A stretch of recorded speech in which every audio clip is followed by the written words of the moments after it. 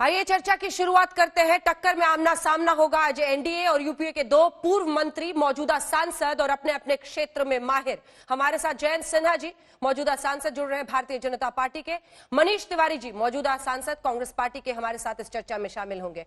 आप दोनों को ये एक बार याद दिलाते हुए और पूरे देश को भी कि आज भी जब हम कोरोना पर ये चर्चा कर रहे हैं, मजदूरों की त्रासदी पर चर्चा कर रहे हैं, आर्थिक पैकेज पर चर्चा कर रहे हैं, आत्मनिर्भर भारत की तरफ बढ़ रहे हैं, तो 85,000 के पार है कोरोना के मामले देश में। 24 घंटे में 4,000 नए मामले जुड़े हैं और 24 घंटे में 103 लोगों की मौत हो चुकी है। 24 मजदूरों की लेकिन मौत औरैया के हादसे में हुई है। जयंत सिन्हा जी, आपसे शुरुआत करते हुए, क्या इस आर्थिक पैकेज के जरिए इस त्रासदी का अंत होगा जो मजदूर सड़कों पर, हाईवे पर, अलग अलग जगहों पर झेल रहे हैं? मेरा सवाल आपसे इसलिए है क्योंकि राहुल गांधी ने सीधे हमला किया है और कहा है सरकार साहूकार की तरह काम नहीं कर सकती, ऋण मत दीजिए, सीधा पैसा दीजिए मजदूरों की जेब में ताकि वो मुकाबला कर सके इस मुश्किल घड़ी का। आपका जवाब। अंजना जी नमस्कार।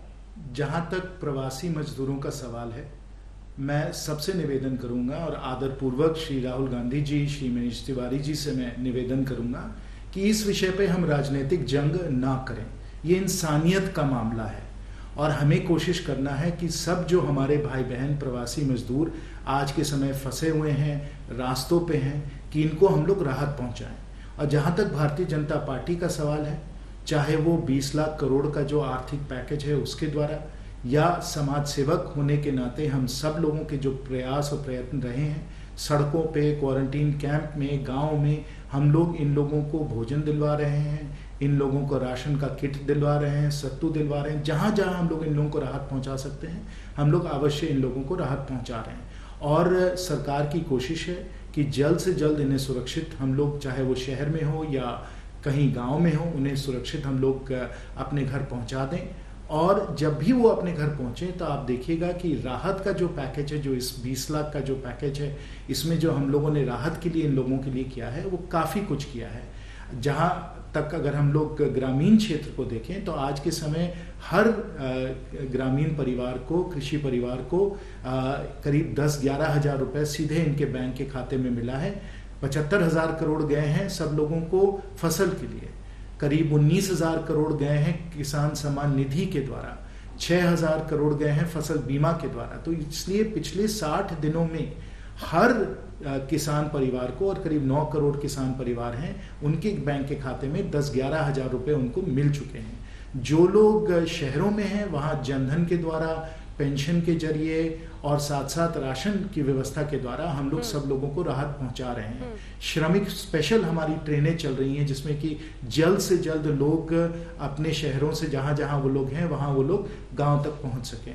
तो जहां बसों की ज़रूरत है वहां हमारी सरकारें बसों का उपलब्धि हम लोग करवा रहे हैं। तो जहां भी इंसानियत के तौर पे, मानवता के तौर पे जो भी राहत पहुंचा सकता है आदमी, आज हमारी सब सरकारें कर रही हैं। और मैं सिर्फ भारतीय जनता पार्टी की सरकार की बात नहीं कर रहा हूँ, मैं कांग्रेस की सरकारों की भी बात कर रहा हूँ, मैं टीएमसी की भी सरकार की बात कर रहा हूँ, क्योंकि इंसानियत का मामला है। हम लोग सब समाज सेवक हैं, हमें मेहनत करनी है, कोशिश करना है कि हम लोग राहत पहुंचाएं जिसमें कि जो हमारे भाई बहन सड़क पे हैं वो आज इस तरीके से त्रस्त ना रहे।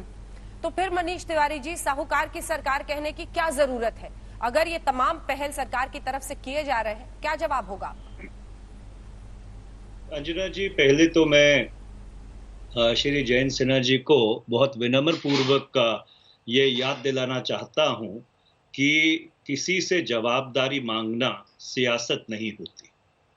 और दूसरी बात मैं ये कहना चाहता हूं कि आज से नहीं, 28 मार्च से जब से ये लॉकडाउन टूटा है और लाखों लाख मजदूर पैदल अपने घर वापस जाना उन्होंने शुरू किया है, शहरों से पलायन शुरू हुआ है, हम तब से ये कहते आ रहे हैं कि भारत के विभाजन के बाद जो पूर्वी पाकिस्तान का रिफ्यूजी क्राइसिस था, उसके बाद ये सबसे बड़ी मैन मेड मानवीय आपदा है जो हमारे देश के ऊपर टूटी है।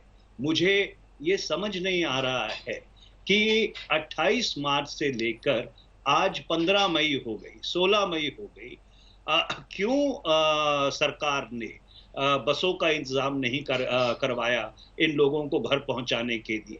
वित्त मंत्री ये कहती हैं कि इस देश में 8 करोड़ माइग्रेंट लेबर हैं और उन्होंने कहा कि हमारे जो श्रमिक स्पेशल्स हैं वो श्रमिक स्पेशल्स ने 10 लाख लोगों को ट्रांसपोर्ट किया है।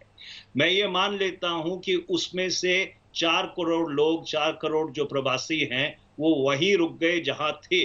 वैसे 2011 के सेंसस के हिसाब से 8 करोड़ प्रवासी मजदूर नहीं है, 11 करोड़ हैं और 2011 और 20 के बीच ये आंकड़ा कई गुना बढ़ गया होगा। तो पर अगर उनका आंकड़ा मान भी ले तो आपने 10 लाख लोगों को ट्रांसपोर्ट किया है, बाकी 3 करोड़ 90 लाख का क्या हो रहा है? वो सड़कों पर धक्के क्यों खा रहे हैं? उनको हजारों किलोमीटर चल के अपने घर क्यों जाना पड़ रहा है?